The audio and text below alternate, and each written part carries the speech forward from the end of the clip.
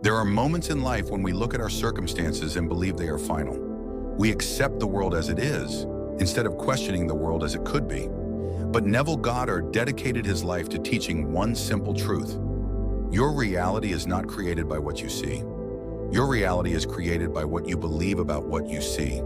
Neville called this the power of assumption. He said that every image you hold in your mind, every scene you repeat, every belief you accept as true, quietly shapes the world around you, not immediately, not magically, but inevitably.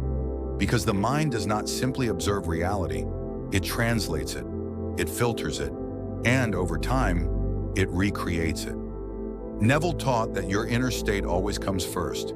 The world is simply a mirror. If you assume you are unlucky, your life will present proof of that assumption. If you assume others are against you, you will start to interpret every gesture as hostility. If you assume that you are not enough, your actions will shrink to match that belief. But the opposite is also true. If you assume you are worthy, you begin to move differently. If you assume your future holds something great, your decisions start to align with that path. If you assume that what you desire is already yours, your life shifts to meet that expectation. Neville would say, do not wait for evidence. Become the evidence he believed that the mind is always creating. And the secret is awareness. Not forcing, not begging, not hoping, just becoming. So tonight, before you sleep, choose a new assumption.